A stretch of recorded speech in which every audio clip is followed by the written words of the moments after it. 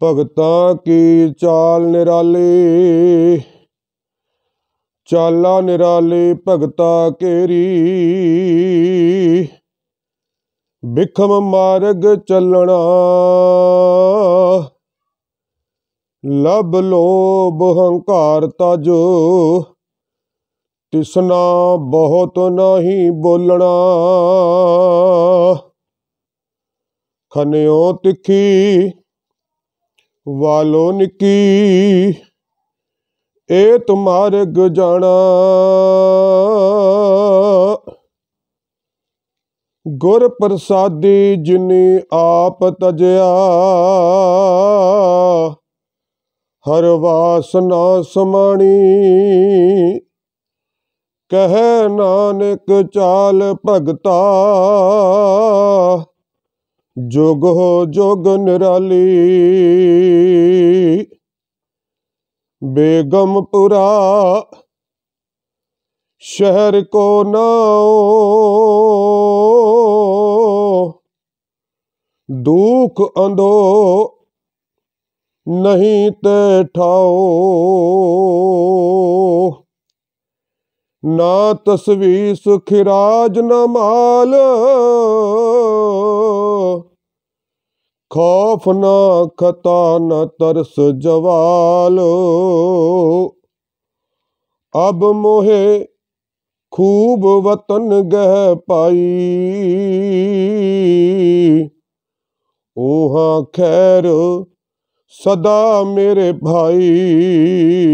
रहाओ कायम दायम सदा पातशाही। दो मना से मुँह एक सो आही। आबादान सदा मशहूर, उहाँ गनी बसे मामूर। त्यों त्यों सैल करे जो पावै, महरम महर न को अटकावै। कह रविदास खलास चमारा, जो हम शहरी सो मीत हमारा। कह रविदास खलास चमारा, जो हम शहरी सो मीत हमारा। वाहिगुरु जी का खालसा, वाहिगुरु जी की फतेह। गुरु नानक साहिब जी ने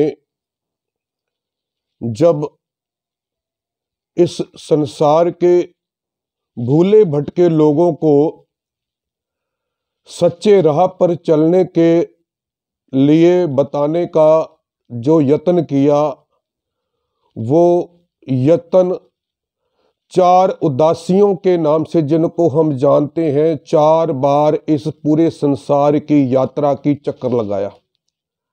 उस यात्राओं के दौरान 15 भक्तों की वाणी अपने पास एकत्रित की। सबसे पहले जो भक्त हैं वो बाबा फरीद जी हैं। और आज जिस भगत साहिबान की जन्म दिन है, जिनकी आज जयंती है, उनको आज हम समर्पित हैं।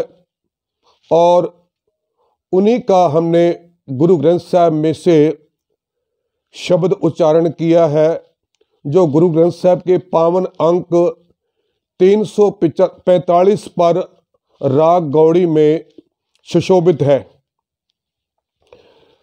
भगत जी कहते हैं, बेगमपुरा शहर को नाओ, दुख अंधो नहीं ते ठाओ। इस शब्द में भगत रविदास जी जो 100 कार्ड पुजारी था, उस पुजारी द्वारा जो बनाए हुए स्वर्ग के मुकाबले पर वास्तविक, आत्मिक और अंतःकरण स्वर्ग के जीवन रूपी अंतःकरण स्वर्ग को पहचानने का उन्होंने बताया है कि 100 कार्ड पुजारी द्वारा बनाया हुआ स्वर्ग केवल मात्र भ्रम है। मनुष्य केवल आशा ही कर सकता है कि कोई ऐसा कोई स्वर्ग होता है, एक केवल कल्पना ही कर सकता है। आत्मिक अवस्था का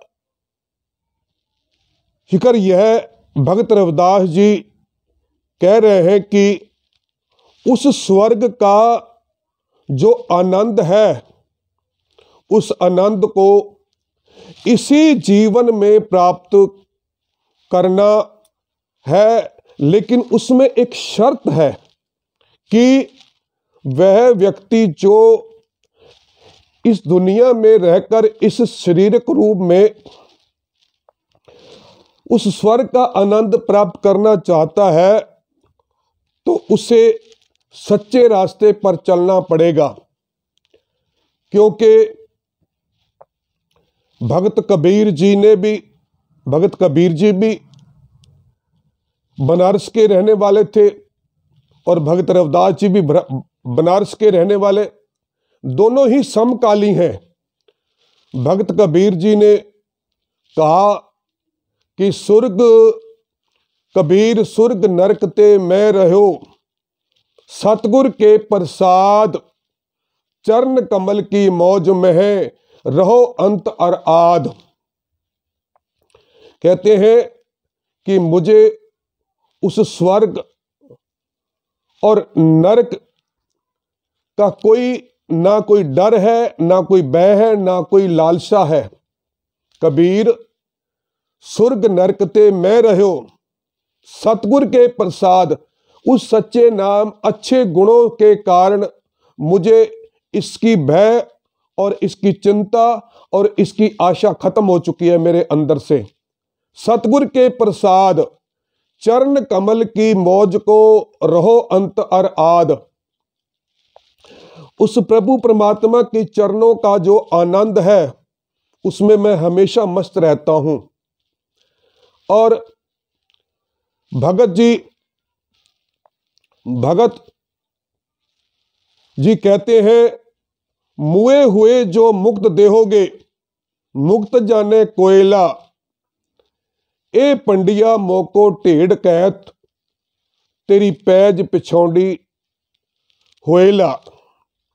भक्त नामदेव जी ने जब ये देखा कि ऐसी कोई मुक्ति नहीं है, ऐसा कोई 100 कार्ड स्वर्ग नहीं है, तो उन्होंने प्रभु से कहा कि अगर मेरे मरने के बाद में कोई ऐसा स्वर्ग है, तो कहने लगे, मुए हुए जो मुक्त देहोगे, मुक्त न जाने कोयला। ऐसी मुक्ति को कोई जानता ही नहीं है। ऐसी मुक्ति किसने देखी है?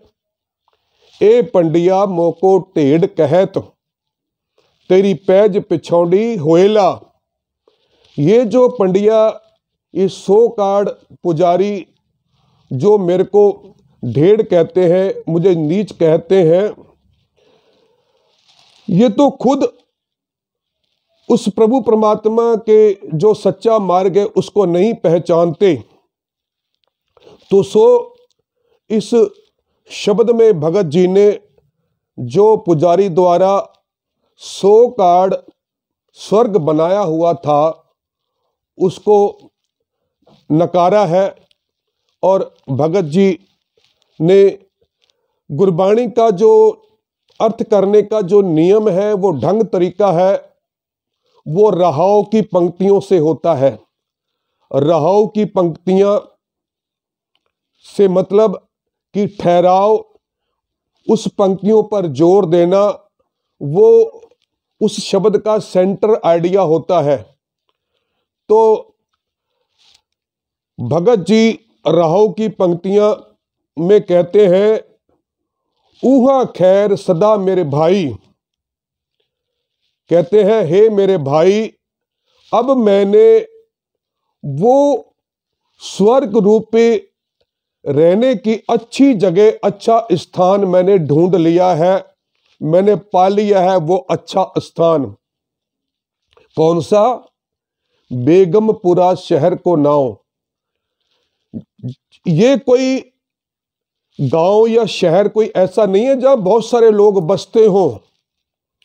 ये आत्मिक अवस्था की बात भगत जी कर रहे हैं।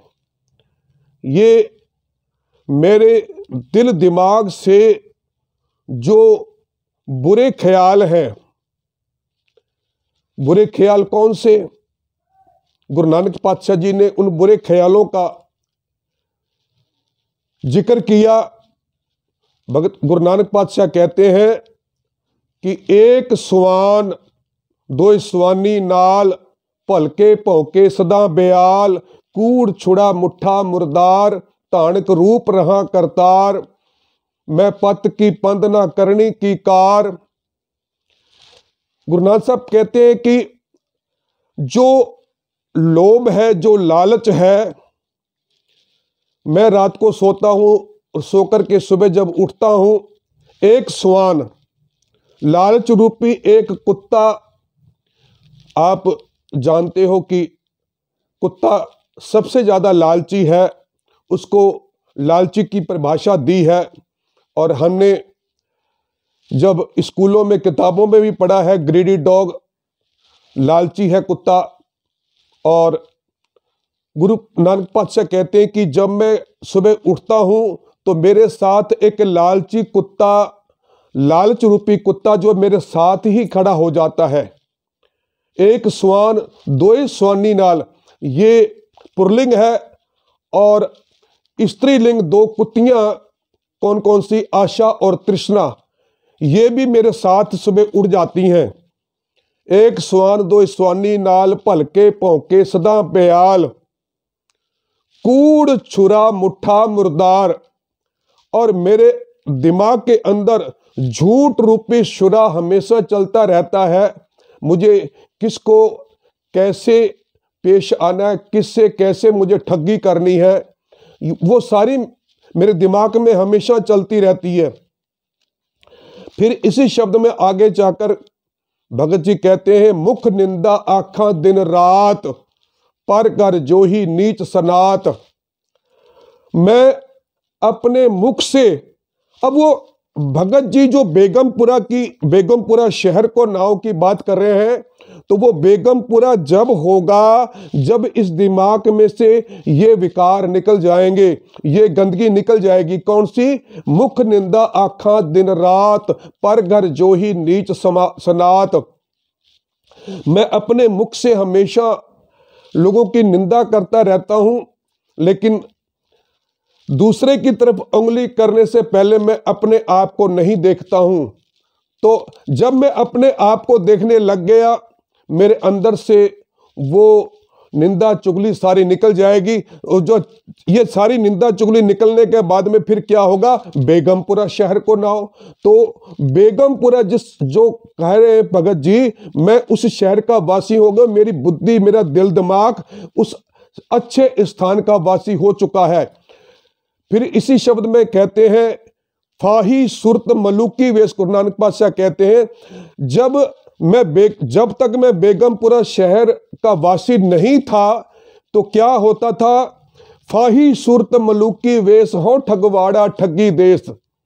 जैसे कि हम देखते हैं कि किसी दुकान पे गए और दुकान के अंदर बहुत सारी उसने तस्वीरें लगा रही हैं, बहुत पाठ पूजा कर रहा है वो व्यक्ति दुकानदार। हम सोचते हैं कि बड़ा भगत है भाई, इससे सामान लेना चाहिए, इससे कुछ वस्तु लेनी चाहिए। तो वो तो एक दिखावा है, वो दिखा करके अगले ग्राहक को प्रेरित कर रहा है कि ये जो भगत है वो भक्ति को देख करके मेरे पास ग्राहक ज़्यादा आएंगे। तो भगत रविदास जी भी दुकान चलाते थे जूतियां की। तो गुरु नानक पातशाह कहते हैं कि फाही सुरत, इस सुरती से मैं अगले को फंसाने का काम मैं कैसे करूं। फाही कहते हैं कि रस्सी या फांसी का फंदा, कि मेरी सुरती, मेरी दिल दिमाग जो है रस्सी का फंदे जैसा काम कर रहा है। तो मेरी सुरत जो है फाही सुरत अब नहीं रही, तो तब मैं हो गया बेगमपुरा शहर को नाव। इसमें से वो रस्सी निकल गई इस दिमाग में से। फाही सुरत मलूकी वेश हो ठगवाड़ा ठगी देश। और मेरे इस दिमाग में से ठगों का जो बाड़ा था, बहुत सारे ठग बैठे हुए थे, वो सारे निकल गए। निकलने पर क्या हुआ, बेगमपुरा शहर को नाव। फिर क्या हुआ, दुख अंधो नहीं ते ठाओ। और वहां पर कोई दुख नहीं है, कोई तकलीफ नहीं है। और अगर कोई दुख, संसारिक व्यक्ति कोई मुझे दुख देता भी है, तो इतिहास का है, बहुत सारी हम कहानियां भगत जी के बारे में सुनते हैं, बहुत सारे लोगों ने उनको दुख दिया। लेकिन जब वो बेगमपुरा शहर के वासी हो गए तो उनको किसी प्रकार का कोई भी दुख जो है महसूस नहीं हुआ, कोई चिंता नहीं हुई, उनको किसी प्रकार के आत्मक कष्ट नहीं हुआ। तो अब भगत फरीद जी जो है भगत रविदास जी के लिए कह रहे हैं कि ऐसा व्यक्ति जिसके अंदर बेगमपुरा शहर को नाव का वासी हो जाता है, उसके लिए भगत फरीद जी कहते हैं, फरीदा रत्ती रत ना निकले जे तन चीरे कोए, जो तन रत्ते रब स्यो तिन तन रत ना होए। भगत जी कहते हैं कि जो व्यक्ति जो है बेगमपुरा शहर का वासी हो जाता है, जिसके अंदर कोई गम नहीं रहता, तो कह रहे कि उसके अंदर तो खून ही नहीं होता। तो फिर गुरु अमरदास पातशाह के सामने जब ये भगत फरीद जी की वाणी आई तो उन्होंने जवाब दिया, भगत जी खून तो होता है, खून तो हर व्यक्ति के अंदर है, लेकिन उस खून के अंदर किसी प्रकार का कोई लोभ, कोई लालच, कोई तृष्णा, ऐसी कोई कुछ नहीं होता। तो कहने लगे महल्ला तीजा, यानी कि गुरु अमरदास जी, अब गुरु अमरदास जी ने इस सवाल का भगत जी को जवाब दिया, ए तन सबो रत है, रत बिन तन ना होए, जो से रते अपने तित तन लोभ रत न हुए। जो व्यक्ति बेगमपुरा शहर का वासी हो गया या उस प्रभु परमात्मा से एक में एक हो गया, तो कहते जो से रते अपने तित तन लोभ रत न होए, उसके अंदर लोभ रूपी रत नहीं होता, लोभ रूपी खून नहीं होता। तो भगत जी आगे कहते हैं, खौफ ना खता ना तरस जवाल, उसको कोई खौफ नहीं होता, कोई डर नहीं होता, उसको कोई किसी प्रकार का घाटा भी महसूस नहीं होता। उसको ये डर नहीं होता कि मुझे किसी प्रकार का कोई घाटा पड़ जाएगा, नुकसान हो जाएगा। तो फिर आगे कहते हैं, अब मोए खूब वतन गह पाई। तो मैंने इस तरह का बेगमपुरा जो शहर है, वो वतन है, वो रहने का स्थान है, वो मैंने बहुत खूबसूरत पा लिया है, वही असल में स्वर्ग है। ऐसा मैंने स्वर्ग मैंने प्राप्त कर लिया है। फिर भगत जी अगली पंक्तियों में कहते हैं, कायम दायम सदा पातशाही। और देखो, संसार के अंदर या किसी देश के अंदर कोई राजा, कोई अब तो 5 साल के लिए बनता है राजा, और कोई 10 साल, कोई 15 साल, कोई 20 साल राजा कोई राज भोगेगा। लेकिन जो मैंने राज सत्ता प्राप्त कर ली है वो हमेशा के लिए कायम है, उसको कोई वोटों से या किसी प्रकार से कोई हराने वाला नहीं है, या तलवार के दम पे कोई हराने वाला नहीं है। वो तो हमेशा कायम है, कायम दायम सदा पातशाही। कहते दोम न सेम एक सो आही, और कोई दूसरा तीसरा नहीं है उसके बराबर पर, उसके मुकाबले कोई दूसरा तीसरा नहीं है। वो तो केवल एक ही है। एक क्या है? बेगमपुरा शहर को नाओ। वो बेगमपुरा जो मैंने जब शहर प्राप्त कर लिया, मैंने इस बुद्धि दिल दिमाग के अंदर मैंने सच को प्राप्त कर लिया, उस बेगमपुरा का मैं वासी हो गया। तो फिर अगली पंक्तियों में कहते हैं आबादान सदा मशहूर। तो ये आबाद है मेरा शहर, ये दिल दिमाग, जो दिमाग मेरा प्रभु परमात्मा से जुड़ गया वो बेगमपुरा का वासी हो गया, तो ये आबाद हो गया। फिर कहते हैं अगली पंक्तियों में ऊहा गनी बसे मामूर। वो फिर इतना धनाढ़ है, इतना धनाढ़ है, और इतना धनाढ़ हो गया, और फिर वहां पर कोई किसी प्रकार का कोई नुकसान ही नहीं होता। ऊहा गनी बसे मामूर। और फिर अगली पंक्तियों में कहते हैं त्यों त्यों सैल करे जो भावै। और जब उस प्रभु परमात्मा से लिव जुड़ जाती है तो फिर जैसे जिस गुरु नानक पातशाह जो कहते हैं हुक्मी होमन आकार, फिर हुक्म ना केहा जाई हुक्मी होमन जी हुक्म मिले बड़ियाई। तो उस हुक्म की पहचान हो जाती है उस व्यक्ति को जो बेगमपुरा शहर का वासी हो जाता है। तो फिर आगे भगत जी कहते हैं अगली पंक्तियों में महरम महल ना को अटकावे, यानी कि मेरे को उस महल की पहचान हो गई जहां ये बेगमपुरा है, और उस महल का जो पहरेदार है, उस महल का जो संतरी है, वो मुझे नहीं रोकता, कोई रोक टोक नहीं है उस महल में जाने आने की मुझे। तो हमेशा ही ये तो उस महल का निवासी हो गया। कौन से का? बेगमपुरा का। बेगमपुरा शहर को नाओ। फिर भगत जी अंतरी पंक्तियों में कहते हैं कह रविदास खलास चमारा, जो हम शहरी सो मीत हमारा।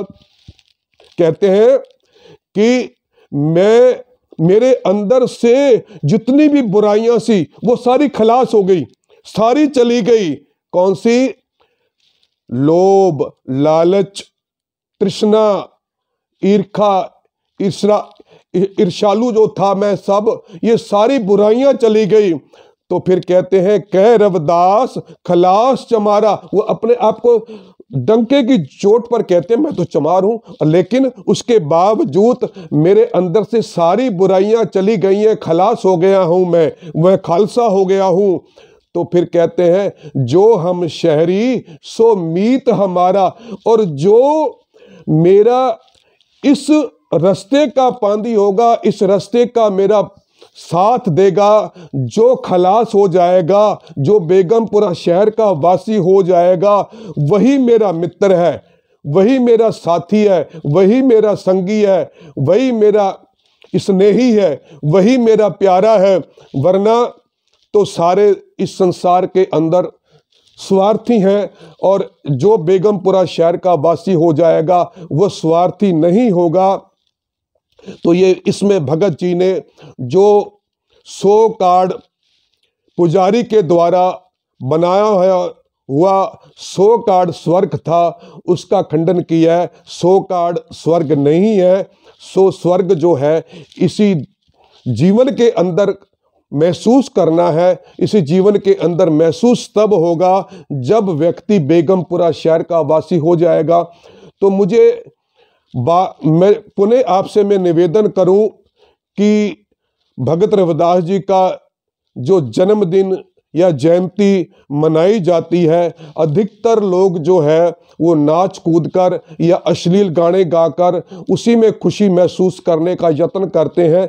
लेकिन अच्छा ये हो कि जो गुरु ग्रंथ साहब के अंदर भगत रविदास जी के 16 रागों में 40 शब्द मौजूद हैं।